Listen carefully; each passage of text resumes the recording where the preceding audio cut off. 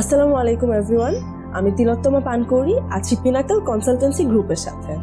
আমার সাথে আছে নওরিন। আমরা আজকে জানবো নওরিনের আমেরিকার ভিসা পাওয়ার গল্পটা। তো নওরিন, কেমন আছো? অনেক ভালো আছি। কেমন লাগছে ভিসা পেয়ে? অনেক ভালো লাগছে, কারণ USA it's my dream country ছিল এবং সবাই বলতো এটা অনেক হার্ড, এবং সবাই বলতো যে মানে ইউএসএ এর প্রসেসিং বা ইউএসএ সব কিছু অনেক হার্ড, যেটা কোয়াইট ইম্পসিবল। বাট যখন আমি পিনাকেলে আসলাম এটা অনেক ইজি হয়ে গেছিলো, বিশেষ করে এবং ভাইয়া ইনুস ভাই এদের জন্য, বিশ্বনাথ দাদা এদের জন্য। মানে আমি রিয়েলি অনেক স্যাটিসফাইড, ইভেন অনেক থ্যাঙ্কফুল ভাইয়ার উপর, যে মানে তারা ছাড়া আমার এই স্বপ্ন কখনোই পূরণ হতো না। তো কোন সাবজেক্টে পড়তে যাওয়া হচ্ছে? Electrical and electronics engineering. বাবা, ইঞ্জিনিয়ারিং বেশ টাফ সাবজেক্ট। তো প্রিপারেশন কেমন, মানে মেন্টালি কতটুকু প্রিপেয়ার্ড? ইয়েস, মেন্টালি আমি ফুল প্রিপেয়ার্ড আছি। এখন দেখা যাক। একটু কি ভয় লাগছে নাকি বেশি এক্সাইটেড? এক্সাইটেডমেন্ট অবশ্যই আছে, প্লাস ভয় বলতে ভয় আছে আমার ওইখানে আমি কতটা সার্ভাইভ করতে পারবো এটা নিয়ে একটু ভয় আছে। বাট রিপন ভাই সবসময় আমাদেরকে সাজেশন দেয় যে এভাবে চলতে হবে, এভাবে করতে হবে, তাহলে কোনো ভয়ের কিছু নাই। যাক, এখন মানে একটু অ্যাডভেঞ্চার হিসেবে দেখলেই হয় আর কি। তো পিনাকেলের সাথে ওভারঅল জার্নিটা কেমন ছিল? ওভারঅল জার্নিটা আলহামদুলিল্লাহ অনেক ভালো ছিল, এবং মানে আমি সত্যি রিয়েলি থ্যাঙ্কফুল ফার্স্টে আল্লাহ, তারপরে রিপন ভাই, ইউনুস ভাই, কারণ তারা না হলে আমার স্বপ্নটা সত্যি পূরণ হতো না।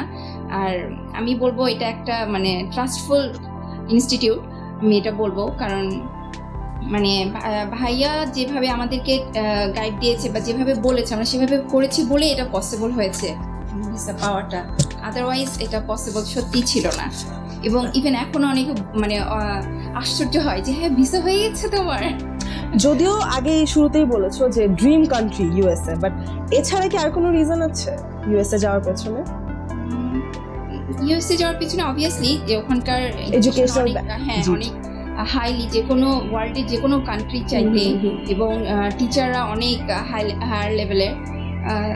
দ্যাটস ওয়াই মানে অনেক পড়াশোনা, আমি যখন ঢাকায় পড়াশোনা করতাম তখন থেকে আমার একটা ইচ্ছা ছিল যে একটা টাইমে আমি যেন ওখানে যাইতে পারি। তো ঢাকায় পড়াশোনা থেকে আমি একটু আসতে চাই, একাডেমিক ব্যাকগ্রাউন্ডটা কি ছিল? একাডেমিক ব্যাকগ্রাউন্ডও আমার বিএসসি ইঞ্জিনিয়ারিং ছিল আসনুল্লাহ ইউনিভার্সিটি থেকে। আচ্ছা আচ্ছা, তো আপনি কোন কোর্সে এসে যাচ্ছেন? লাইক আমি এখন অ্যাসোসিয়েট ডিগ্রিতে যাচ্ছি। যেহেতু আমার একটা গ্যাপ ছিল, আমি 2 জায়গাতে জব করছি, তো আমি ভাবলাম যে আগে অ্যাসোসিয়েটটা করার পরে আমি নেক্সটে হচ্ছে আবার মানে মাস্টার্সটা করব, কমপ্লিট করব। বিএসসি করার পর আবার মাস্টার্সটা কমপ্লিট করব। যাক, এটা একটা ভালো স্টেপ। পিনাকেলের সম্পর্কে জানতে পারলা কিভাবে? আসলে আপু এটা জানছি ফার্স্টে আমরা ফেসবুকে দেখেছি, তারপর আমরা একসাথে 6 জন ছিলাম এবং আমরা সবাই ডিসাইড করলাম যে এখানে যাই। তারপরে যখন ভাইয়ের সাথে, রিপন ভাইয়ের সাথে স্পেশালি কথা বললাম, তখন মানে আমরা সবাই একটা মানে আস্থা ফিল করলাম যে না, এটা রিলায়েবল করা যায় এখানে।